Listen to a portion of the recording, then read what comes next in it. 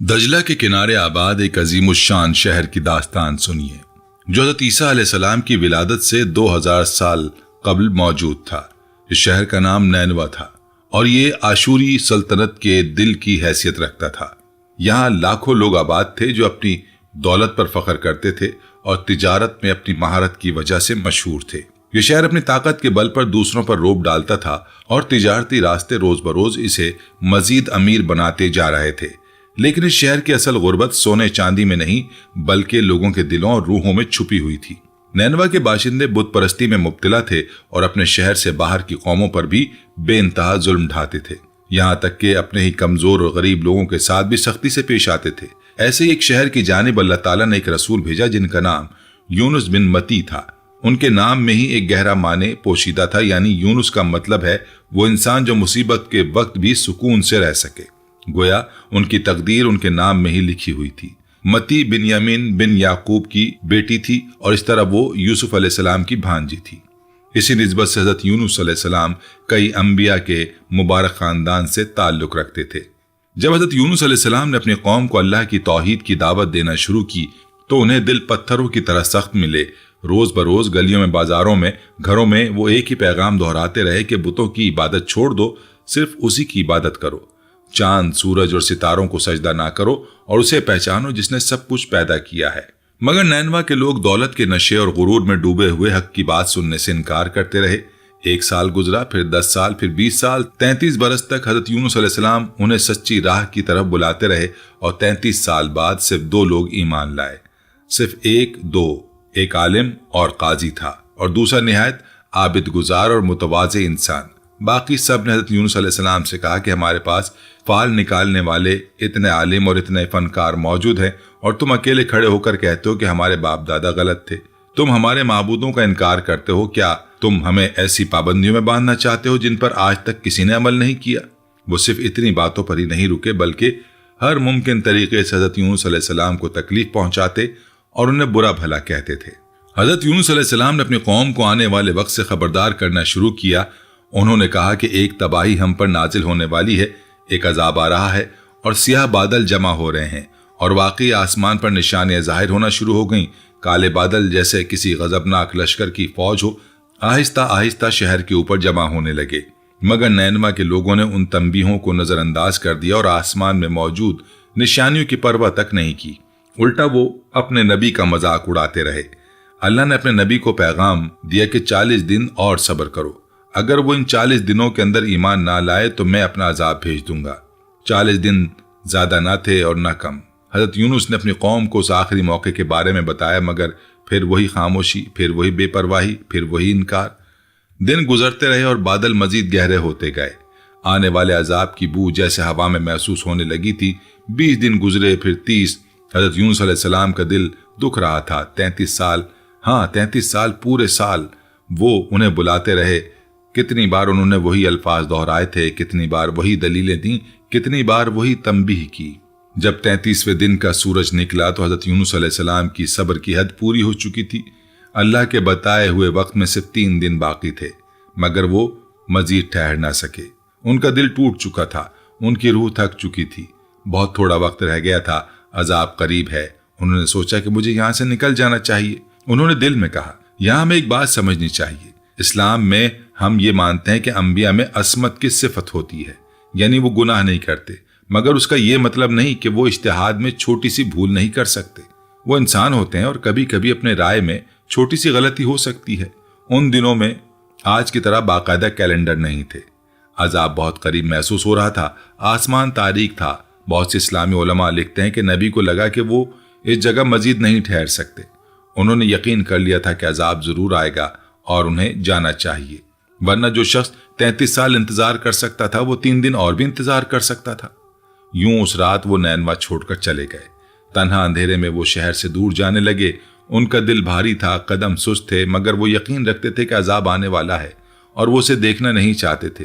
جب وہ ساحل پر پہنچے تو ایک جہاز روانگی کے لیے تیاری کر رہا تھا۔ حضرت یونس اس پر سوار ہو گئے۔ کپتان نے انہیں پہچان لیا اور خوش آمدید کہا، حضرت یونس، آپ ایک نیک اور شریف آدمی ہیں، ہمارا جہاز آپ سے برکت محسوس کرتا ہے۔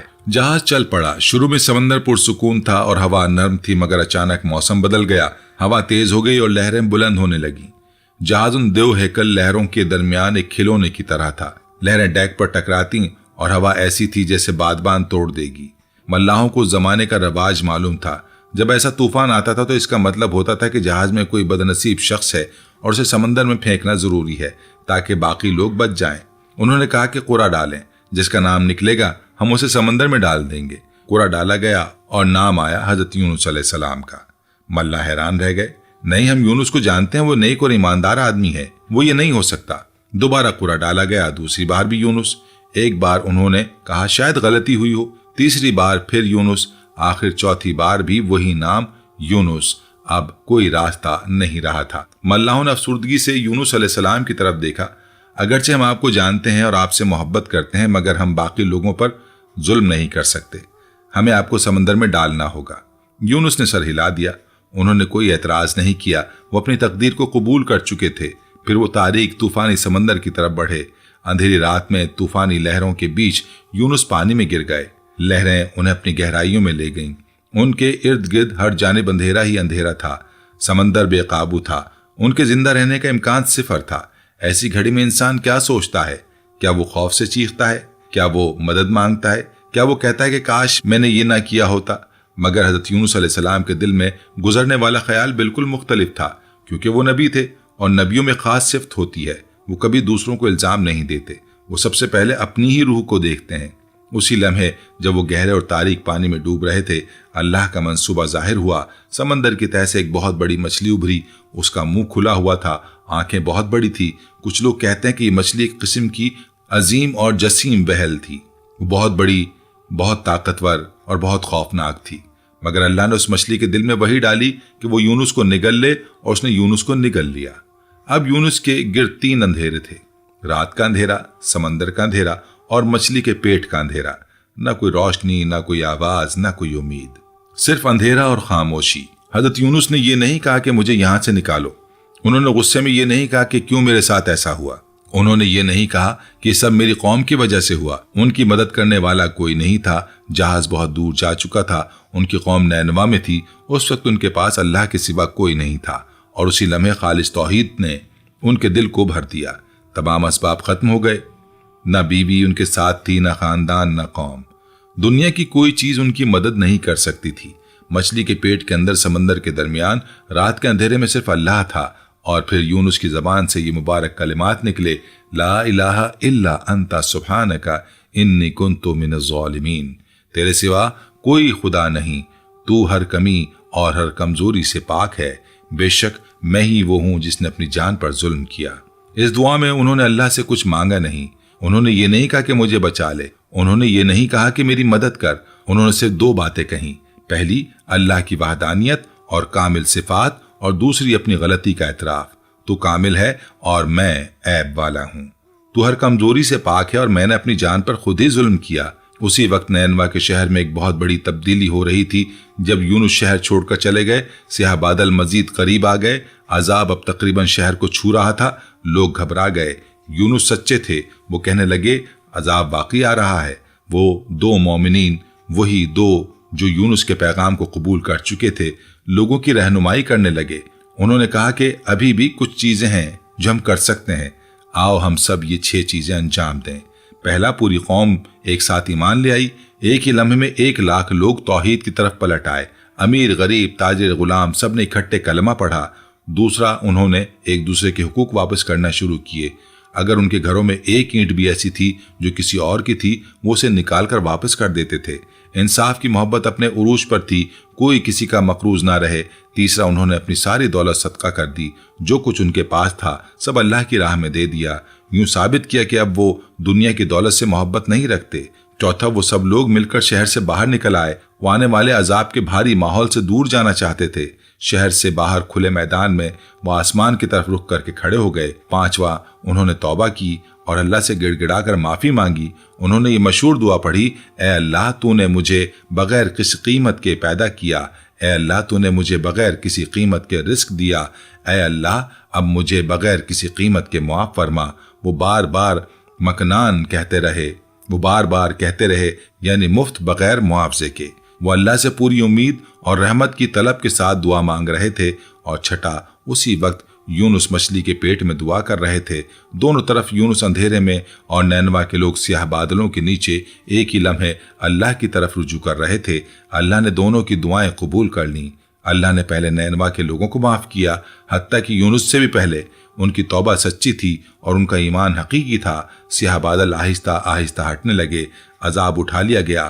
تاریخ میں وہ واحد قوم جس پر اللہ کا عذاب آیا اور پھر واپس لے لیا گیا نینوا کے لوگ تھے، کیونکہ عذاب کے بعد دوبارہ اپنی پرانی راہوں کی طرف نہیں لوٹے تھے۔ وہ ایمان پر مضبوط رہے۔ مچھلی کے پیٹ میں یونس کی دعا جاری رہی اور ان کی دعا بھی کچھ وقت بعد قبول ہوئی، بالکل ان کی قوم کی طرح۔ توحید کی روشنی نے اس تاریک جگہ کو بھر دیا۔ مچھلی اب خوفناک محسوس نہیں ہوتی تھی، بلکہ یوں لگتا تھا جیسے وہ انہیں حفاظت کے ساتھ لے جا رہی ہو۔ سمندر بھی اب خطرناک محسوس نہیں ہوتا تھا، وہ جیسے کھلا پرسکون میدان بن گیا۔ رات کا اندھیرا کم ہونے لگا، چاند ان کے اوپر چراغ کی طرح چمکنے لگا۔ ایسا لگ رہا تھا جیسے پوری کائنات ان کی دوست بن گئی ہو۔ پہلے ہر چیز وحشی اور خوفناک لگ رہی تھی، مچھلی، سمندر، اندھیرا، لیکن جب وہ سمجھ گئے کہ یہ سب کچھ ایک ہی حکم کے تحت چل رہا ہے تو خوف راحت میں بدل گیا۔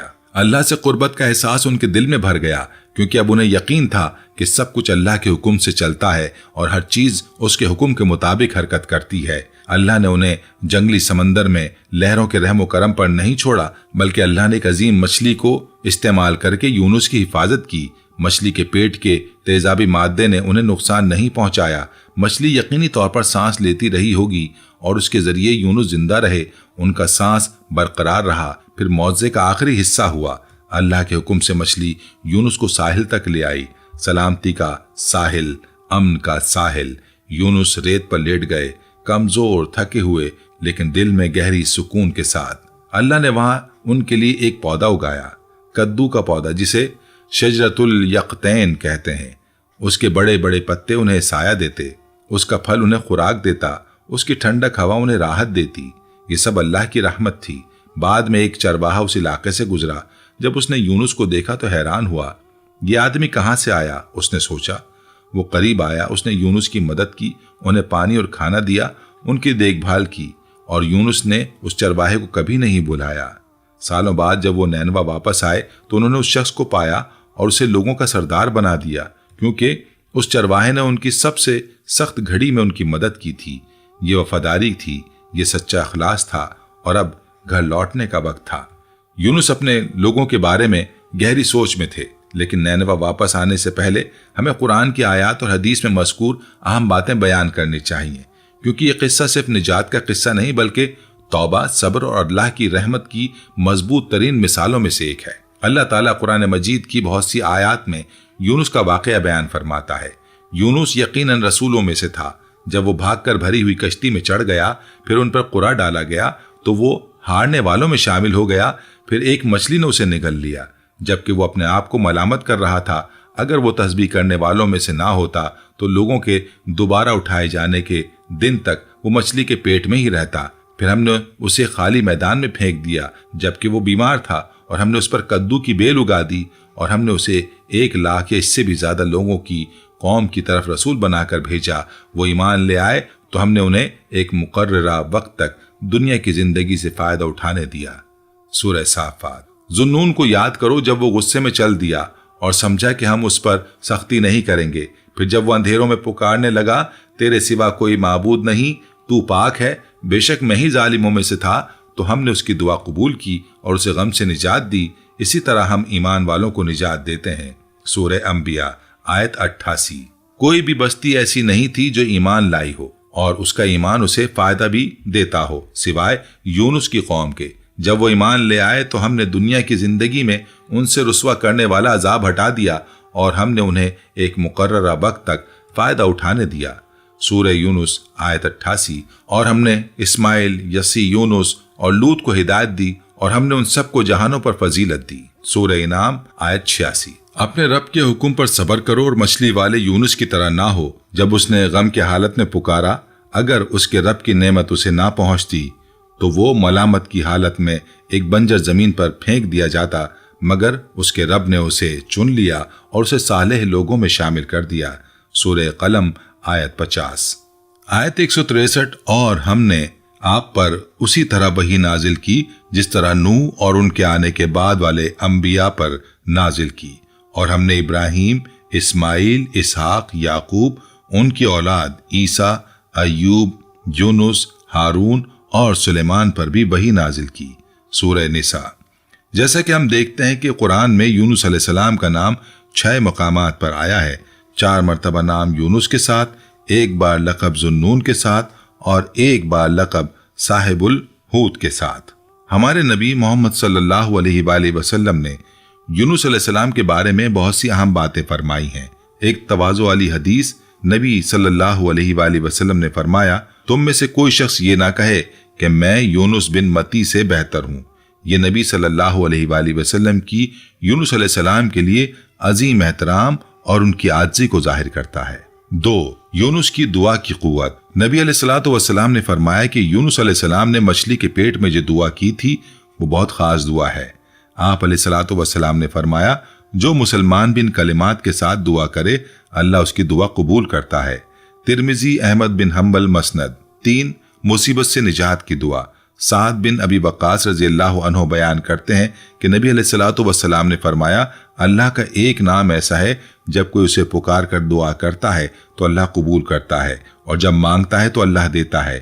یہ نام یونس بن متی کی دعا میں ہے۔ سعد نے پوچھا، کیا یہ صرف یونس کے لیے ہے یا تمام مسلمانوں کے لیے؟ نبی علیہ الصلوۃ والسلام نے فرمایا، یہ یونس کے لیے بھی ہے اور ہر اس مومن کے لیے بھی جو اس کے ذریعے دعا کرے۔ اسلامی روایت سے دلچسپ تفصیلات صحیح حدیث سے ثابت نہیں مگر تفاسیر اور تاریخ کی کتابوں میں آتی ہیں۔ ان کا مقصد کہانی کو مزید خوبصورتی اور سبق دینا ہے۔ 1. 3 اندھیرے۔ بعض تفاسیر میں ہے کہ یونس 3 اندھیروں میں تھے، رات کی تاریکی، سمندر کی تاریکی، مچھلی کے پیٹ کی تاریکی۔ انہی اندھیروں میں ان کی دعا آسمانوں تک پہنچی۔ فرشتوں نے عرض کیا، اے رب، یہ مانوس آواز کہاں سے آ رہی ہے؟ اللہ نے فرمایا، یہ میرے بندے یونس کی دعا ہے۔ 2. وہ مچھلی میں کتنے دن رہے؟ مختلف روایت میں مختلف اقوال ملتے ہیں۔ کچھ کہتے ہیں 3 دن اور 3 راتیں، کچھ کے مطابق 7 دن، بعض کہتے ہیں یہ مدت 40 دن تھی۔ اصل مدت معلوم نہیں، لیکن تمام علماء اس بات پر متفق ہیں کہ یہ وقت گہری سوچ، غور و فکر اور ایک عظیم آزمائش کا زمانہ تھا۔ 3. مچھلی کی فطرت اور اللہ کی حفاظت۔ بعض تفاسیر میں آتا ہے کہ اللہ تعالیٰ نے مچھلی کو پیغام بھیجا، ہم نے یونس کو تمہاری غذا نہیں بنایا، ہم نے تمہیں انہیں محفوظ رکھنے کے لیے بھیجا ہے۔ اسی وجہ سے مچھلی کے معدے کے تیزاب نے یونس کو کوئی نقصان نہیں پہنچایا، ان کی جلد اور جسم محفوظ رہے۔ مچھلی مسلسل سانس لیتی رہی، اس لیے اندر آکسیجن موجود تھی۔ اللہ نے انہیں مکمل اندھیروں میں بھی محفوظ رکھا۔ 4. سمندر کی گہرائیوں میں تسبیح۔ بعض روایات اور تفاسیر میں ہے کہ جب یونس مچھلی کے پیٹ میں تھے تو وہ گہرے سمندر میں مچھلی کی تسبیح، سمندری مخلوقات کی آوازیں، چٹانوں اور حتیٰ کہ ریت تک کی تسبیح سنتے تھے۔ ان سے ان کے دل میں توحید کی آگاہی اور بڑھ گئی اور اللہ کی عظمت کا شعور اور گہرا ہو گیا۔ 5. کدو کے پودے کی حکمت۔ کدو کا پودا یقطین بہت سے فوائد کا حامل تھا۔ اس کے بڑے پتے سورج سے حفاظت کرتے تھے، اس کا پھل انہیں غذا دیتا تھا، یہ بہت تیزی سے بڑھتا تھا اور یہ کیڑے مکوڑوں کو قریب نہیں آنے دیتا تھا۔ یہ یونس کے کمزور اور حساس جسم کے لیے بہترین پودا تھا۔ بعض روایت میں یہ بھی ہے کہ اللہ نے ان کے پاس ایک جنگلی پہاڑی بکری بھیجی جو ہر صبح و شام انہیں دودھ پلاتی تھی، یہاں تک کہ وہ صحت مند ہو گئے۔ 6. قوم کی سچی توبہ۔ یونس کے جانے کے بعد نینوا کے لوگوں نے آسمان پر عذاب کے بادل دیکھ لیے، انہوں نے فوراً سچی توبہ کی، انہوں نے بچوں کو ماؤں سے الگ کیا اور پہاڑوں پر چڑھ گئے، روتے ہوئے اللہ کے آگے گڑ گڑانے لگے۔ انہوں نے جانوروں کو بھی ان کے بچوں سے جدا کر دیا، سب مخلوق روئی۔ انہوں نے موٹے بالوں کے سخت کپڑے پہنے ہوئے تھے تاکہ اپنے آپ کو سزا دیں اور ندامت ظاہر کریں۔ وہ سب مل کر روئے، دعا کی اور ایک دوسرے کے تمام ظلم اور نقصان کو درست کر دیا۔ اگر ان کے گھروں میں ایک پتھر بھی ایسا تھا جو کسی اور کا تھا، وہ اسے باہر نکال کر اصل مالک کو واپس کر دیتے تھے۔ یہ سچی توبہ اللہ نے قبول فرمائی۔ بعض روایت کہتی ہیں کہ عذاب عاشورہ کے دن ٹال دیا گیا، اور کچھ کہتے ہیں کہ یہ واقعہ بدھ کے دن 15 شوال کو پیش آیا۔ 7. نینوا کے بادشاہ کے ساتھ تعلق۔ اس وقت نینوا ایک کافر سلطنت تھی اور اس کا بادشاہ داراکن کہلاتا تھا۔ جب یونس نینوا پہنچے تو وہ بادشاہ دارا کے دربار میں گئے۔ انہوں نے نہایت ادب مگر مضبوط آواز میں کہا، اے عظیم بادشاہ، میری باتوں سے ناراض نہ ہو، میں یہاں سچ بتانے آیا ہوں۔ سچ یہ ہے کہ اللہ کے سوا کوئی معبود نہیں، میں اس کا چنا ہوا نبی ہوں اور آپ سے اور آپ کی قوم سے سچے دل سے گزارش کرتا ہوں کہ بتوں کی عبادت چھوڑ دیں اور ایک سچے خالق کی طرف پلٹ آئیں۔ اگر آپ ایسا کریں گے تو آپ اس دنیا اور آخرت دونوں میں عزت اور سکون پائیں گے۔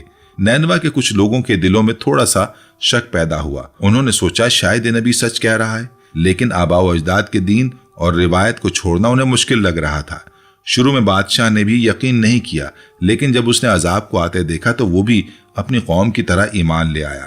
بعض اسلامی روایت کہتی ہیں کہ بادشاہ نے بعد میں یونس کی حمایت بھی کی۔ بعض روایت یہاں تک کہتی ہیں کہ جب عذاب کے بادل نظر آئے تو سب سے پہلے بادشاہ نے توبہ کی اور پوری قوم کو توبہ کی دعوت دی۔ 8. یونس کی نسبی شناخت۔ یونس بنی اسرائیل کے انبیاء میں سے تھے۔ ان کا نسب یعقوب کے بیٹے بنیامین تک جاتا ہے اور بنیامین یوسف کے حقیقی بھائی تھے۔ جس طرح قرآن اور حدیث میں عیسیٰ کو ان کی والدہ کے نام سے ذکر کیا جاتا ہے، اسی طرح یونس کو بھی یونس بن متی کہا جاتا ہے۔ بعض کہتے ہیں کہ متی ان کی والدہ تھیں، مگر زیادہ تر علماء کے نزدیک متی ان کے والد تھے۔ کہا جاتا ہے کہ یونس 30 سال کی عمر میں نبی بنے اور کئی سال تک اپنی قوم کو ایمان کی دعوت دیتے رہے۔ نینوا اس وقت میسوپوٹیمیا کے علاقے کا مشہور شہر تھا۔ آج کے عراق میں یہ آشوری سلطنت کا دارالحکومت تھا۔ جنوبی میسوپوٹیمیا میں واقع نینوا اس زمانے کے امیر ترین اور مشہور ترین شہروں میں سے تھا۔ دور سے یہ ایک جدید شہر کی طرح نظر آتا تھا۔ سفید پتھروں کی اونچی عمارتیں، وسیع راستے، سڑکوں کے دونوں طرف باغات۔ 9. اس چرواہے کو انعام دینا جس نے ان کی مدد کی۔ جب یونس مچھلی کے پیٹ سے نکل کر ساحل پر پہنچے تو ایک چرواہے نے ان کی مدد کی۔ اس چرواہے نے انہیں پانی دیا، کھانا دیا اور ان کی دیکھ بھال کی۔ یونس نے کبھی اس احسان کو نہیں بھلایا۔ سالوں بعد جب وہ نینوا واپس آئے تو انہوں نے اسی چرواہے کو تلاش کیا اور اسے ایک عالی منصب دیا۔ بعض روایت میں ہے کہ اسے قوم کا سردار بنایا گیا اور وہ 40 برس تک اللہ کے ساتھ رہنمائی کرتا رہا۔ یہ وفاداری اور شکر گزاری کی قدر کو ظاہر کرتا ہے۔ یونس نام کا مطلب۔ یونس عربی زبان کا لفظ ہے۔ اس کا مطلب بڑی سمندری مخلوق یا مچھلی بھی ہو سکتا ہے۔ اسی نام سے ایک عظیم نبی کا ذکر بھی ہے۔ یونس نام روحانی اقدار، حکمت، صبر، اللہ پر توکل اور بلند اخلاق کی علامت ہے۔ یونس نام رکھنے والے لوگ اکثر نرم مزاج، صابر، مہربان، سمجھدار، مددگار اور سچے مانے جاتے ہیں۔ اس وجہ سے وہ اپنی برادری میں قدر و احترام پاتے ہیں۔ ان میں سے کئی تفصیلات تفسیری کتابوں میں ملتی ہیں۔ کچھ روایات ضعیف ہیں، مگر کیونکہ وہ قرآن کے اصل واقعے سے متصادم نہیں، اس لیے انہیں بطور اضافی معلومات ذکر کیا جاتا ہے۔ جب یونس کی قوت بحال ہوئی تو وہ نینوا کی طرف روانہ ہوئے۔ شہر کے قریب پہنچ کر انہیں ایک شخص ملا۔ انہوں نے اس سے قوم کے حالات پوچھے۔ انہوں نے بتایا کہ لوگ ایمان لے آئے ہیں، توبہ کر چکے ہیں، اللہ نے انہیں معاف کر دیا ہے۔ اس نے یہ بھی بتایا کہ سب لوگ یونس کا انتظار کر رہے ہیں تاکہ وہ انہیں پھر رہنمائی دیں۔ جب لوگوں نے سنا کہ یونس واپس آ گئے ہیں تو فوراً وہ ان کی طرف دوڑے۔ اس وقت یونس نماز پڑھ رہے تھے۔ نماز پوری کرنے کے بعد لوگوں نے انہیں محبت سے گلے لگایا اور معافی مانگی۔ یونس نے انہیں معاف کیا، محبت سے جواب دیا۔ انہوں نے انہیں اللہ کے احکام سکھائے۔ اس دن سے ان کی قوم ایمان، نیکی اور اطاعت کی بنیاد پر خوشحال زندگی گزارنے لگی۔ قرآن بھی یہی کہتا ہے۔ آخر کار وہ ایمان لے آئے تو ہم نے انہیں ایک مدت تک زندگی کا لطف لینے دیا۔